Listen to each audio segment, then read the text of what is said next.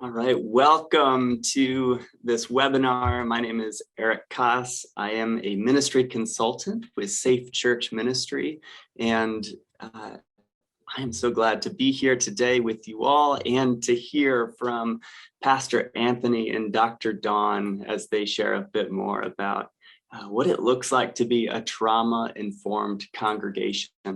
And so before we jump in, I would like to start off with a word of prayer. So please join me in prayer.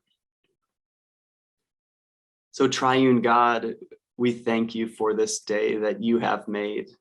We thank you for the stories that you have continued to weave together as we are connected as your church and as your image bearers throughout the world. We thank you that you have walked with us throughout our stories of various different experiences and different levels of trauma that we have experienced.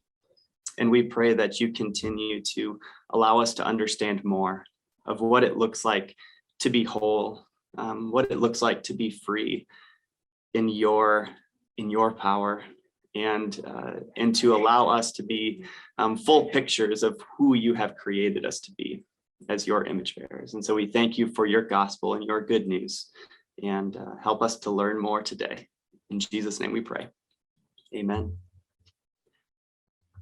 So this is the fourth webinar of our 2021 series titled On Being a Safe Church. And if you have not heard of Safe Church Ministry, we are an agency of the Christian Reformed Church, and it's our role to equip congregations in abuse awareness, prevention, and response. And in these webinars, we are hearing from a variety of people that are inspiring us to wonder together at how best we can create healthy and safe cultures within our congregations and communities. So this webinar is being recorded, and it will be available on our YouTube page, which you can find at YouTube/Safe Church Ministry. And also this webinar is being live captioned, and you can turn on or off the subtitles through clicking on a button on the bottom right part of the Zoom application. Also, our conversation will be lasting for about a half hour to 45 minutes.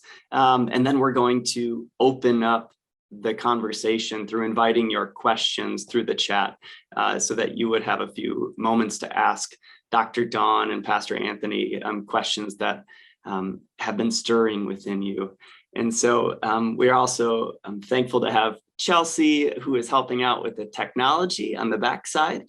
And also Becky, who is helping to host this webinar conversation. I'll turn it over to Becky now, as she shares a little bit more about the integration of understanding trauma and being trauma informed and safe church ministry, and a bit of what she's been learning on her journey through a course she's been taking on theodicy and trauma, and also a variety of other resources she has found helpful along the way. Thanks, Eric. Hi, everybody. Thank you so much for being here. I'm very excited for this particular webinar because, I've just been doing a lot of studying and sitting within the conversation of trauma for some time. Before coming to Safe Church Ministry, in my past, I have been an art therapist, and I was working with a bunch of kids in small class settings from a trauma-informed approach. So it was very interesting when I first met with Pastor Anthony, just to hear a lot about what Peletah is doing, which you'll get to hear in a minute. But just it really resonated a lot of what he was saying. And so what we thought that would be important to do before we really jump in and turn it over to Pastor Anthony and Dr. Dawn is really just speak a little bit about what trauma, when we're talking about trauma. And so I wanted to pull up a couple references of what I think of when I'm looking at trauma, a couple people that have been really influential. So when I was working with kids, my supervisor at the time said, you really need to read this book. And it's called A Boy Who Was Raised as a Dog. And it's by Dr. Perry. And actually, Dr. Perry was just recently on Brené Brown's podcast. So I would really encourage you to go and listen to more of an in-depth conversation on trauma with Brené Brown and Oprah Winfrey and Dr. Perry. But he basically talks about trauma. And I just wanted to really do a quick recap on what he's saying. So basically, there's three different things that you're looking at when you're dealing with trauma. One is the event itself. The second really important thing is your experience within the event. And then thirdly, the effects. So basically he sums it up as this. So trauma is, as a pattern of activating your stress response systems that lead to an alteration in how the system is functioning. So whether that is through overactivity or underactivity in response to the trauma you've experienced. So that's one person that I look to for a lot of understanding around trauma. The second one that's really been really interesting and captivating to me is Andi Kolber, because she's written a book recently. She's a Christian, so has been on a lot of Christian podcasts related to understanding trauma, understanding where God is in the trauma, understanding where our church community should be within trauma. And so her book is Try Softer, and I've gifted it to many people in my world because it was just very influential for me. And she really talks about two forms of trauma. So like big T trauma, like we would look at initially when, trauma was really being explored a lot after World Trade Building, like the explosions. That would be like a big T trauma, but then little T trauma. So so even today, when we've been going through the pandemic, just looking at a lot of microaggressions that have been happening throughout the pandemic, that would be considered like a little T trauma that some people are dealing with on a constant basis and just trying to push through, but needing to stop and acknowledge that that too is trauma. And so holding those two ideas of what trauma looks like is really important for us to understand that, yeah, those are both forms of trauma. And they affect us a lot, and they have a significant impact on our nervous system, whether it's big T or little t. And just really understanding that we need to have our coping skills, what is our resilience level, what is our family of origin, those all play into how we understand trauma and how we can work through trauma. So I am very excited to hear from our speakers today. And I've also invited them, like, this is my version of what trauma is. And I think they'll probably add a lot to this conversation, but that just is really the starting of introducing, just to give you an idea of what trauma looks like. So yeah, I'm going to turn it back to Eric at this point. So thanks again, Dr. Dawn and Pastor Anthony, for being with us today. Just going to share a brief introduction and then we'll turn it over to you. Pastor Anthony Gibson is the primary preaching pastor at Peletah Ministries, and Dr. Dawn Gibson is the executive pastor, and they are the founders of Peletah Ministries. Pastor Anthony has also worked in the mental health field for more than 30 years. He's also a mental health program manager for a local nonprofit in New Bern, North Carolina. And Dr. Dawn's main responsibility is Christian education. Pastor Dawn serves as the superintendent of Peletah Academic Center for Excellence, or PACE as an abbreviation, a culturally competent, trauma-informed private K-12 school. They also lead the Peletah Institute for building resilient communities while leading worship and equipping the church in Jesus in wholeness and freedom and empowering people to reach their God-given potential. So thank you both for the work you are doing for the church and for the gospel and for so many involved in your community. We're looking forward to hearing more about the story of God calling you to start Peletah Ministries, and especially the way you have incorporated what it looks like to be intentionally trauma-informed. Would you be willing to start off today to share more about your story as a ministry and how being trauma-informed has led you to where you are today? I believe that I'm going to be starting off. Thank you, Eric. Thank you, Becky, for allowing us this opportunity to join the Safe family, the Safe Church family, because it is really family in so many ways, this work that we do. And so I saw in the chat to talk slower, so I'm going to do my very best to do that, because I am a country girl and we try to put a whole lot in a little bit of time. So thank you for the chat comments. And if you could just to build our community, let us know where you're joining from, because we get a chance to really build together.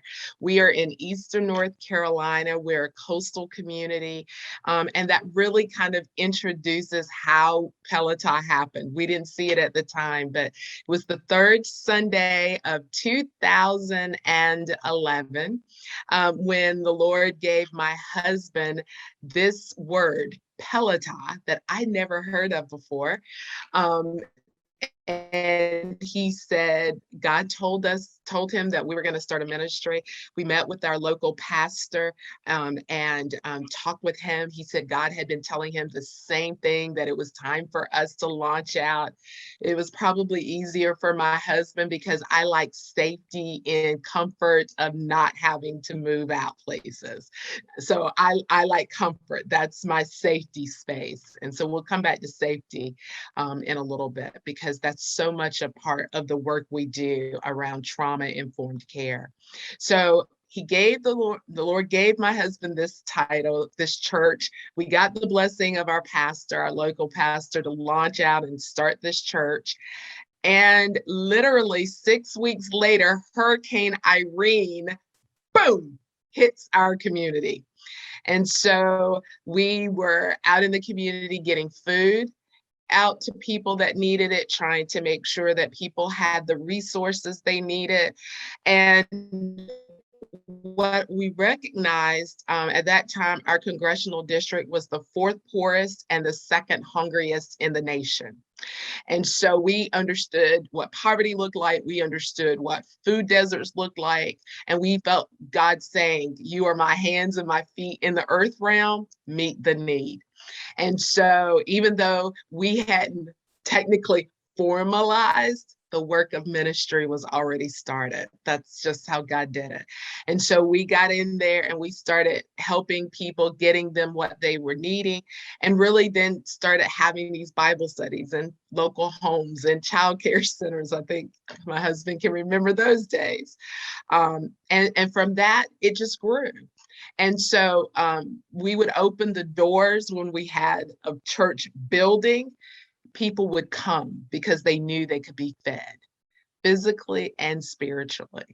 And so it just continued to grow.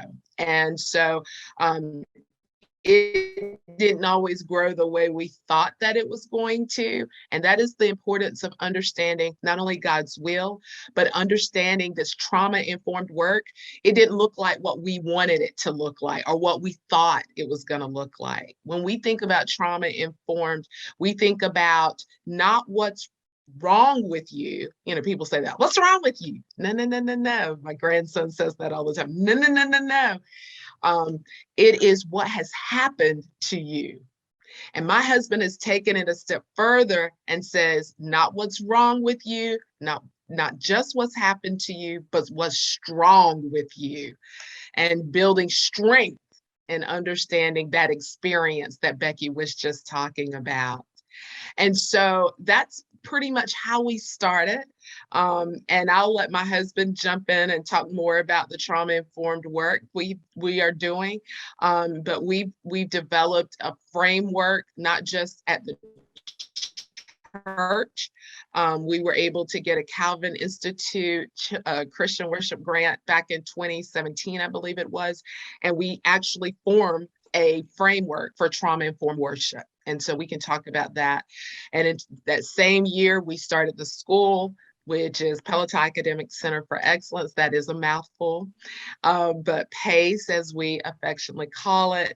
And so that's a trauma-informed school. And so we've been very intentional as being an amplifier site for building a trauma-informed nation. We are serious about supporting mental health supports and work in our region. And so, Pastor Anthony, I'll toss it off to you. Good afternoon, everyone. So it's such an honor to be with you all today. So when we think about trauma, one of the things that in my 30 years of mental health experience and even my own life experience, trauma shapes our beliefs, right? So it shapes our worldview. The world is not a safe place. It shapes our identity. I'm broken. I'm damaged. I'm weak. And it shapes our spirituality. Why would a loving God allow this to happen to me?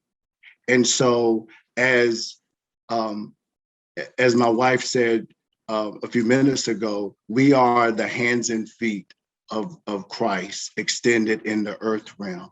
And he has called us to help heal a nation, to help heal our community. So when we have to have a real paradigm shift, many of us, with regards to how we see the individuals that we encounter, whether they're coming to the church for the first time or whether they're behind me in the grocery store and I'm striking up a conversation that leads into ministry. I see every engagement as an opportunity to get to know someone, to develop rapport, and to possibly help them see that Christ has a more excellent way for their life if they don't already know Christ. So when we decided, we really need to make trauma-informed care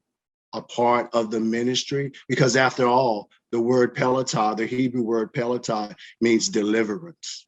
It means it's an escaped remnant, someone who has escaped from the hands of the enemy. And it's the enemy that brings about these traumatic experiences in the lives of people. So this approach to trauma-informed care has principles, has a framework, and that framework consists of safety first and foremost. Because if people don't feel safe, it's really hard to minister to someone if they're not feeling safe.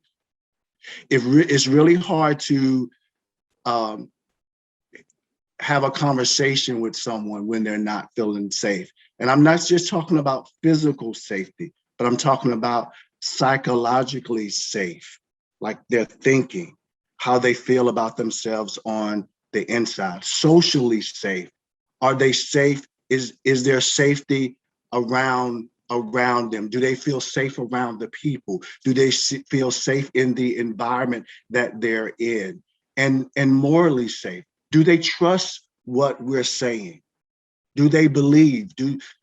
Are we exuding a level of trust and trustworthiness that they can say, you know what, this place is okay? So it's safety, trustworthiness, and transparency. One of the things that our members and anybody will tell you is that Dr. Dawn and I are very transparent about what God has done in our lives. Because many times people will tell us that their experience with the church is one where their perception of the church has not been altogether positive, because they felt like the people in the church weren't being honest and weren't being transparent and weren't being trustworthy.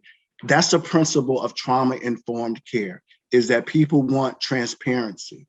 They want collaboration, meaning it's not about me knowing what's best for the member or the person that's receiving services. I'm collaborating with them in hopes that together we can bring forth a healing for their lives.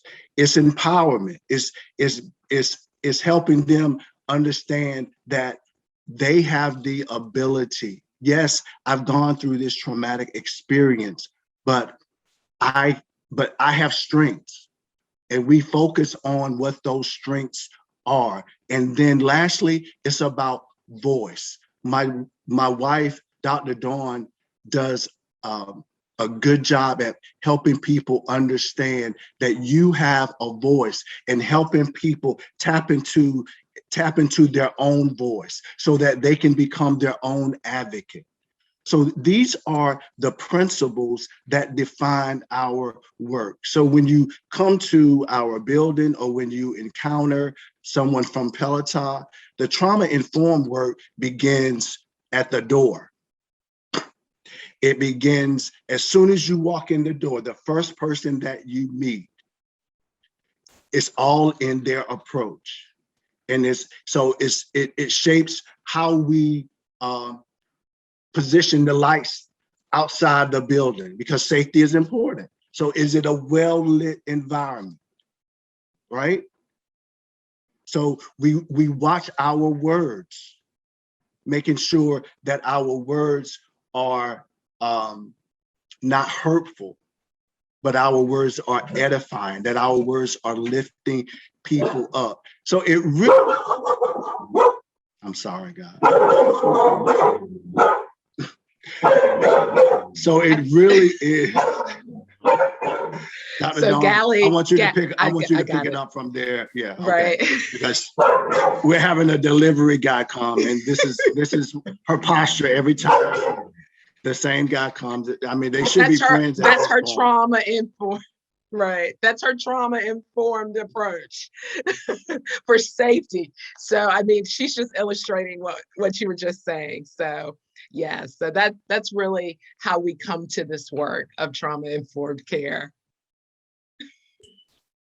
Thank you, Anthony and Dawn. Just and I love the illustration of your dog just alerting and creating a space to and maybe a trigger to say something's not right. There's something not safe here. And I think many of us in the spaces where if even one thing starts to trigger a memory, whether it's conscious or it's not conscious at all, we don't feel safe. And we can't bring our full self to be a part of the body of Christ. And so I love what you're sharing of like that it's not just, in a pastoral counseling setting or once stuff starts happening that it becomes trauma informed, but from the very first interaction that you're understanding somebody, not just who they are, but what happened and that also the words of being powerful, of being able to say, I am more than what happened to me. And so really appreciate what you're doing in regards to that. And can I just say, I think Gally just barking is just really important for us to kind of highlight it, because many times when we're working with people in community, everything's fine. And then there's something that happens. And then you see, rah, rah, rah, rah, and you're like, wait, hold on, what happened? That's exactly what we just saw. Like, that's the illustration of what that looks like. And so sometimes we get offended because people can come on so strong and you're not really sure why. But, Gally is as quiet as she can be. Didn't even know she was in the room until there was a trigger. Right. And that's what we have to recognize in trauma-informed care. It's not what's wrong, it's what's happened. And so her experience is that she doesn't like there to be people that come into her space. And so even us asking the question, when we first started, we wanted people to know that we love them. So everybody got a hug. People don't want to, some people don't want a hug. They don't want you to touch them. They don't want to smell, they're just different levels. So now we ask when the children come in, even my grandchildren, our grandkids, when they come, I ask them. Isaac is 2.5. And I ask him, Isaac, is it okay if grandma gives you a hug? Because I want him to go ahead and start understanding that you have the voice to say what you want. He might not want a hug. Sometimes it's like, no, grandma, I'm good. And that's okay. We have to start building an infrastructure of resiliency in not just our children, but in ourselves and those that we come in contact with. Yeah, thank you for that, Dr. Dawn. And in one of our previous conversations with Pastor Anthony, you shared a bit more about how you introduced the ACEs survey, the Adverse Childhood Experiences survey, and how that was received by your congregation. And I'm wondering if you could share a bit more of that story as well. Well, I might need to start off. I actually did a preaching series on the ACEs, and used those illustrations in the Bible, because the Bible is our guidepost. I mean, look at the adverse childhood experiences that Joseph had with his siblings. Look at the adverse childhood experiences that David had. His own father thought that he should still be out there and not even come in to be considered worthy of being a king. I mean, how many people have gone through that kind of perspective from their own parents? Like, you're good enough to take a sandwich out, but you're not good enough to fight the war. What is it? Look at Jesus. He was homeless when he was born. They couldn't even find anywhere to lay their head. So, I mean, when you really start looking at the scriptures, we see these adverse childhood experiences. And so we made it very common. Like, the scripture's clear. We overcome him. Who is him? The accuser of the brethren, by the blood of the Lamb and the word of our testimony.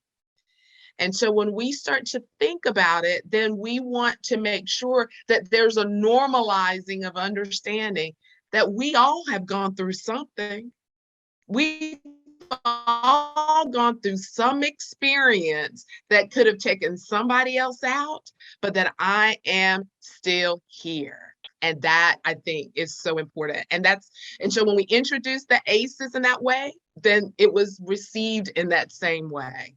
And we have a whole team, we haven't talked about it, but we have a whole team of therapists and clinicians that we work with that are contracted through our church and our school that we can refer and connect people to. So it is very intentional about normalizing the ability to know that everybody's gone through something. Yeah, you mentioned setting up a framework for your church. I'm just wondering if you could briefly share a picture of that framework and how you've formulated this into your ministries as Peletah Ministries.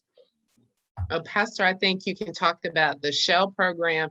He put my name on it, but he really developed it. And so I appreciate his willingness to partner on that, but he really developed the Shell project that we implement not just in the church, but in the school. And so he can talk more about that. Before I talk about that, I want to say that one of the things that we do at the church and at the school is we make sure that every single staff member, every single volunteer has a introductory training on what it means to provide trauma-informed care, because because providing trauma-informed care is just not for the individual that's receiving services, but it's for my volunteers too. It's for my staff as well. And it's for Dr. Dawn and myself. So all of us get to be treated in a way that's trauma-informed, because healing takes place in relationships. We serve a relational God. Relationships are important to him. So how we treat each other and how we respond to each other is critical to our own personal healing. So we, I believe it was after Hurricane Florence, is that correct? We had this opportunity to help support our community through putting together a trauma-informed project, because a disaster such as a hurricane is very traumatic.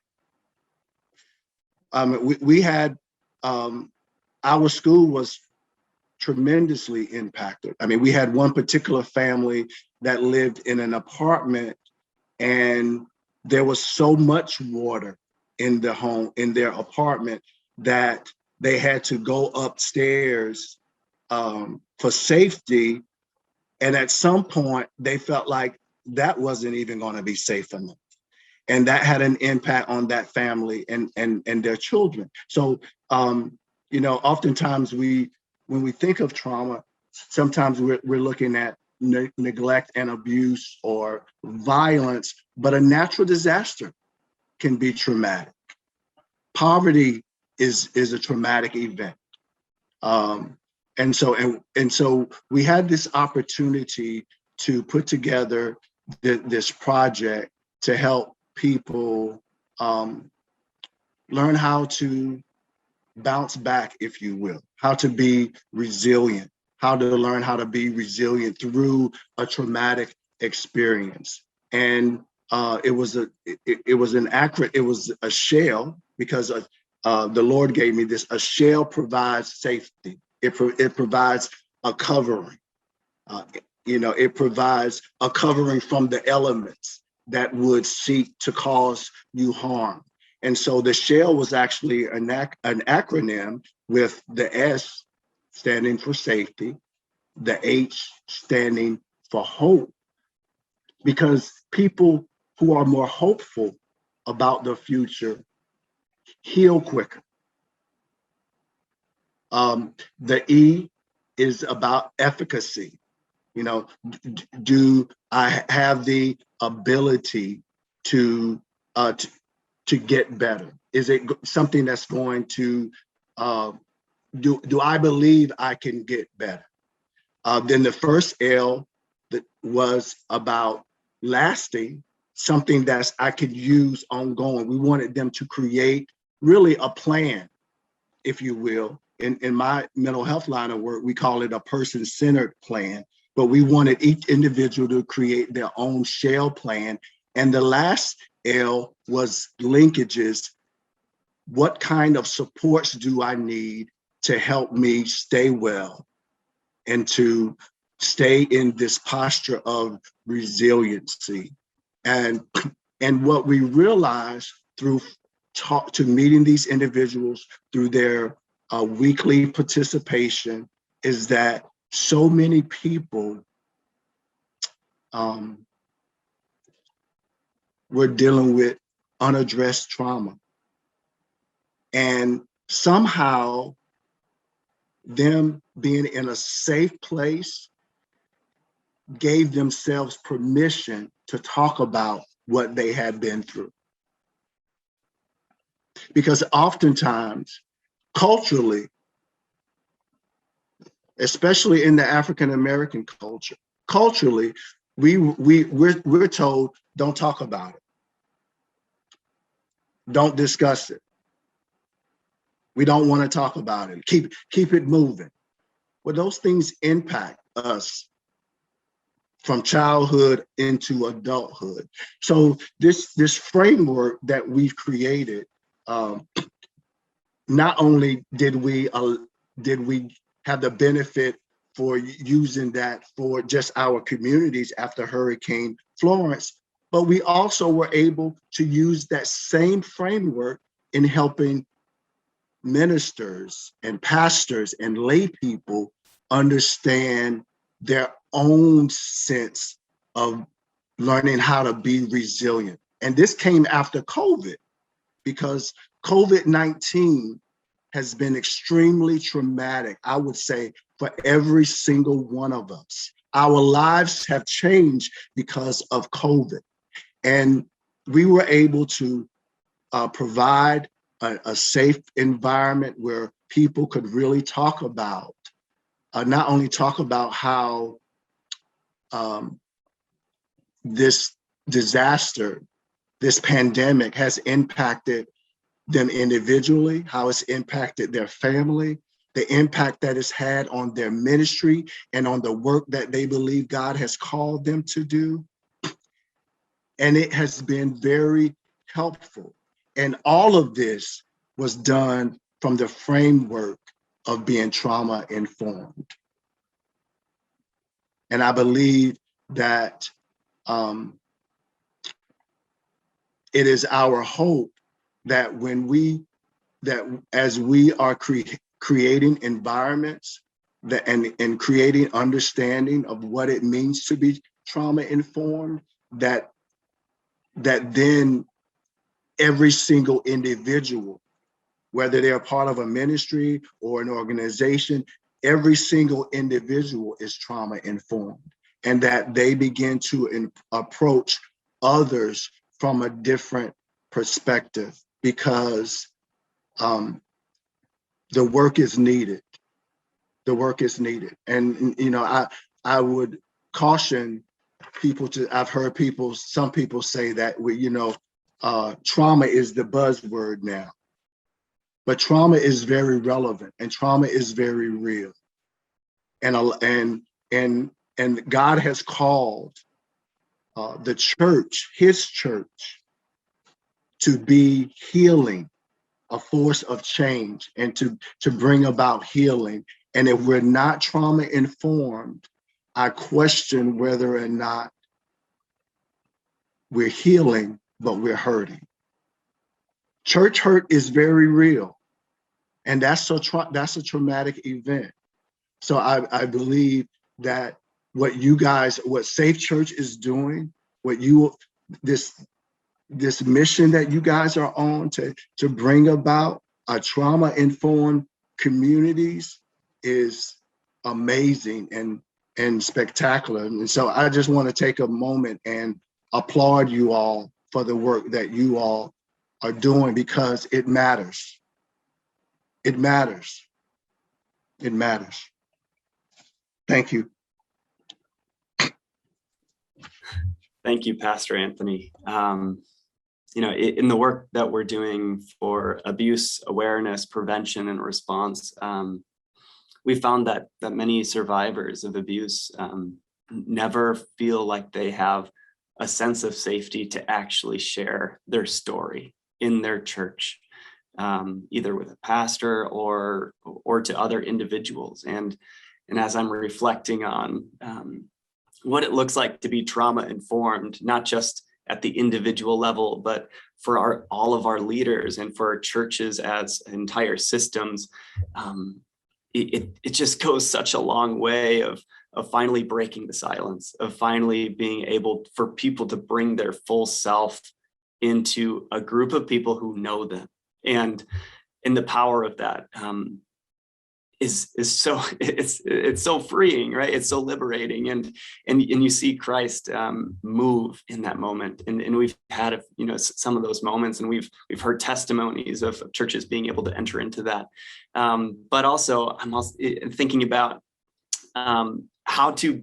wondering perhaps with you about how to go about the steps of becoming that kind of church, if there is not much mention of trauma or understanding or being trauma informed, in understanding that people have in just powerful stories. How can you do it in such a way that it doesn't put people at greater risk, or maybe buying into this myth, or wondering if I start to give voice to the stuff that's happened to me, it'll actually freeze me up. It'll put me into an even more vulnerable spot. So I'm just curious how to start on a journey if you're a church that has not necessarily gone this route. How can you start? Well, I think the first place to start is you've got to teach about trauma. What is it? What does it mean? And so the church has to remove the stigma, if you will, about experiencing traumatic events. There's certain in order for us to be trauma informed, we have to be able to understand what trauma is and how it shows up in people, because we're all different. We've all had different experiences. So my triggers, we could have experienced the same thing, but our triggers could be very different. And so education and awareness, I believe, are the first steps. And you have to have buy-in from the congregation. And it starts with the leader.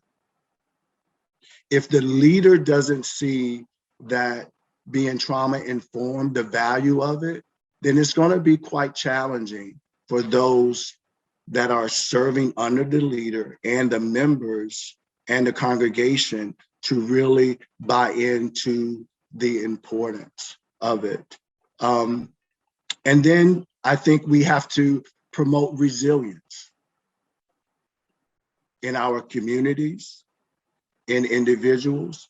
And when I say resilience, I'm talking about the ability to adapt well to stress, to adversity, to trauma or tragedy. Because the reality is that those things happen to all of us. But we can recover, we can bounce back, we can get better, we can learn from that life experience. And God has a way of using our life experience to help someone else. The blood of the Lamb and the word of our testimony. The word of my testimony is me being able to share what has happened to me and how God brought people in my life who were trauma informed to help me get better. And so I think that the key to it is teaching about trauma, understanding what trauma is, what it means to be trauma informed, and then building those relationships with your congregation, with your teams, with your community, because the hope is found in the church.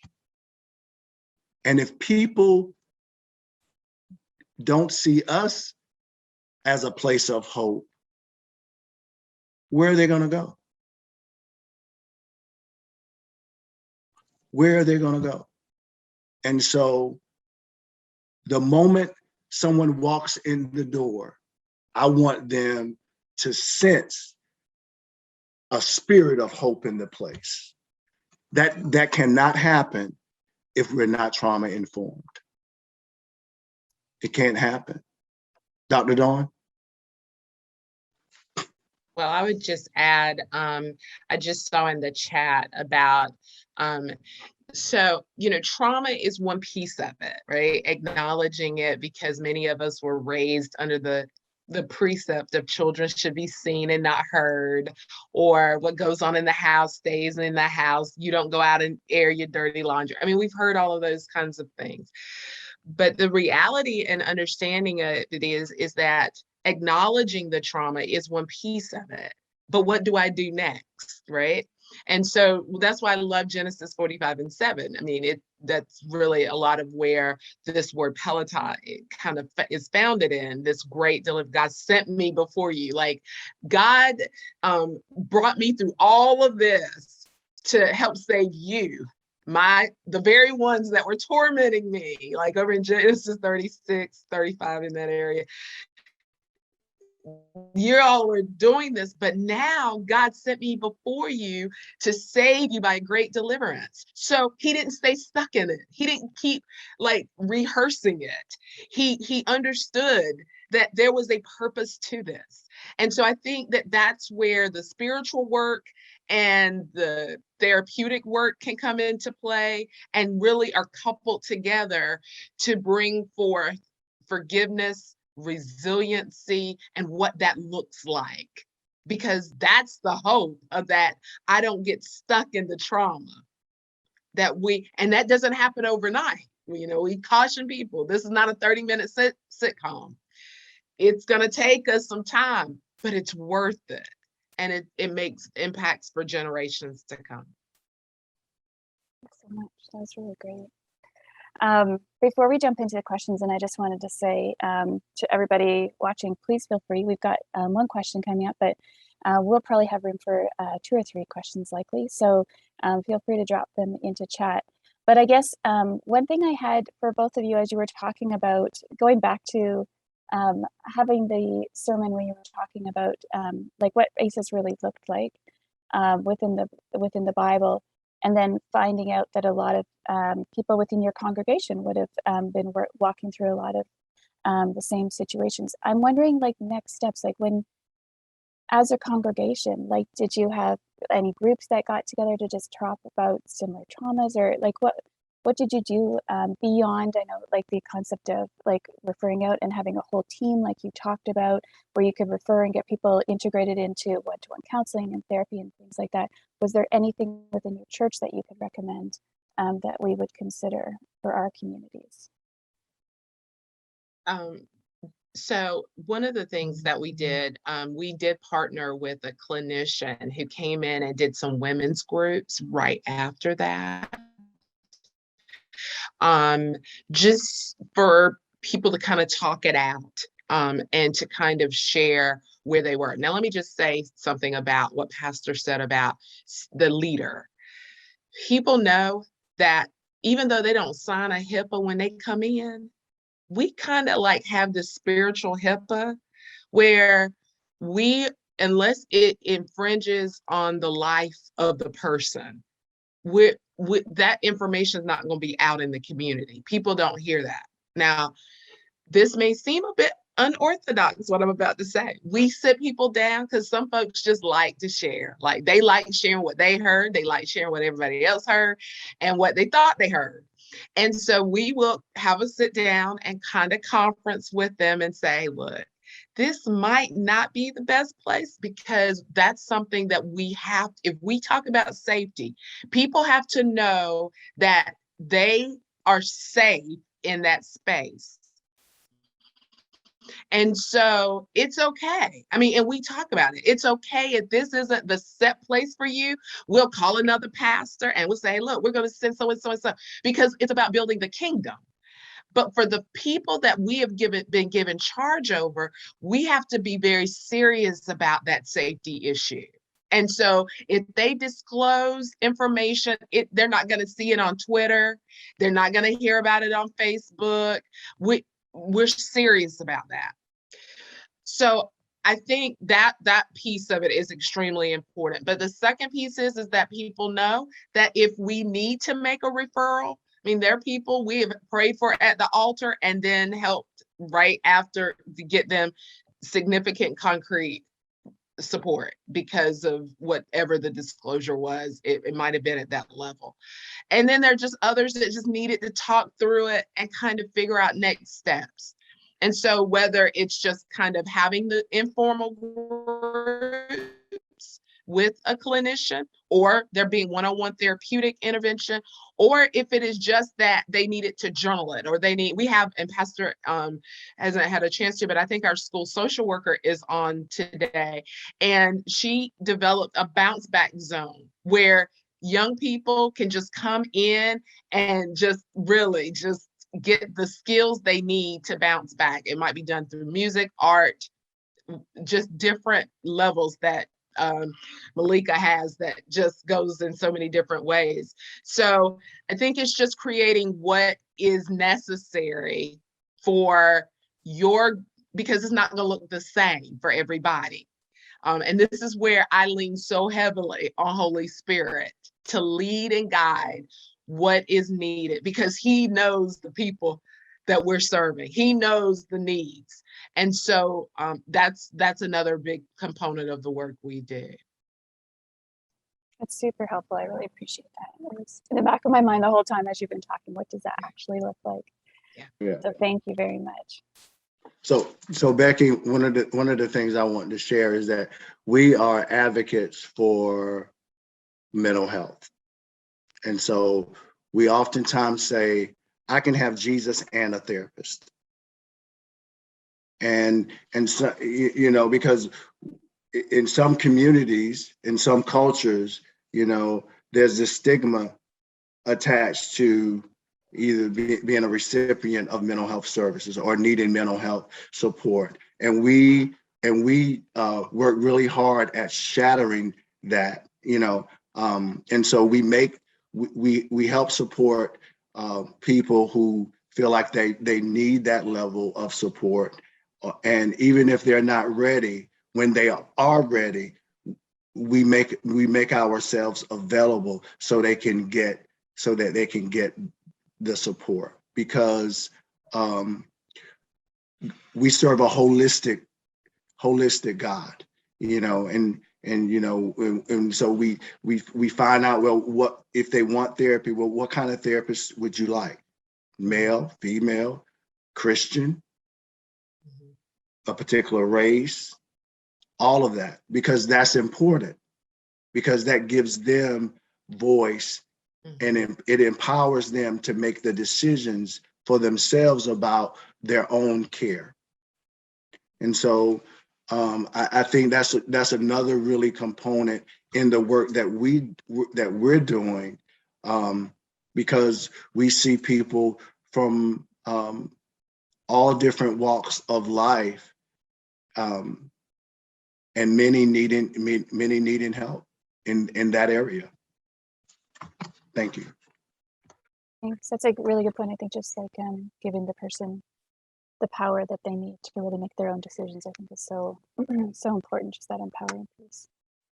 I did have one question that's come up that I'll read to you. And also I want to say hello to Malika, because she's been also just jumping into chat. So I'm glad you're here as well. This is so exciting to have your voice in the conversation too. So thank you for being part of this. Your work sounds amazing that you're part of.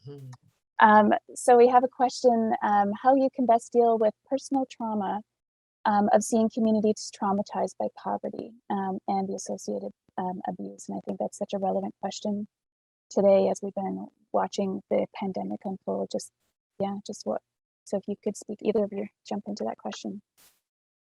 I'll just say that physician, we have to be healed ourselves. And so, our leadership team, we are very intentional about, if you're needing therapy, that you need to be in it. So like a couple of weeks ago, my therapist said, this is the beginning stages of burnout. Why? Because you can go. And so when you see things like poverty, for me, growing up in a region where poverty is so prevalent, and, my own struggles with seeing, my mom really struggle after my father's death, never remarrying, and what it was like for her to work 2 and 3 jobs. I saw people being evicted. I saw what that looked like. And so I will work from 6 o'clock in the morning until 10 or 11 o'clock at night. But if I'm not careful, because I've not understood that trigger, that I'm trying to do something. My therapist told me about a year ago, she said, look, Dawn, you are not Jesus Jr. He didn't call you to save. He called you to lead them to the cross. And so it changed my whole perspective of how I do this work. And so my own trigger of wanting to be able to take care of everything, because that's an issue from childhood and trying to, be everything for everybody. You got to see what those things are. And the way we do that is we do it through these settings where we delve into our own trauma and understand it. Because if we're not careful, the very thing that's a help can be a hurt to our own bodies, to our own temples, because I'm trying to do it all. But God only called me to do what He has assigned me to do. And once I understand that, then whenever I need to get accomplished, Holy Spirit will lead me to and guide me to complete it. But I think that's a really important thing, because if I don't understand my own triggers, my own trauma, what my response to it is, then I can put myself in a setting or a situation that could cause more harm than help. Yeah, that's very true. I'm just nodding because I can totally a little recognize that in myself. So thank you for being so open about that and calling it what it is. Thank you. So Margaret, we've got a question in here that could probably take an hour to really jump into, but I think I just want to summarize it pretty briefly, and I hope I'm doing an okay summary for the fact we have about like 3 more minutes left. Is just the idea that coming to church often, it's that idea of we haven't prayed hard enough, we haven't left it to God, and she leaves a lot in the comments that are just so important to say, but just how we are constantly given certain answers to trauma from a church perspective rather than really delving into it, and just the residual trauma that can also build for us. And I'm just wondering if you can speak to that, even if you see that a lot, how you work with people who have experienced that, what you can tell us for how we can move forward with that to break down that perspective.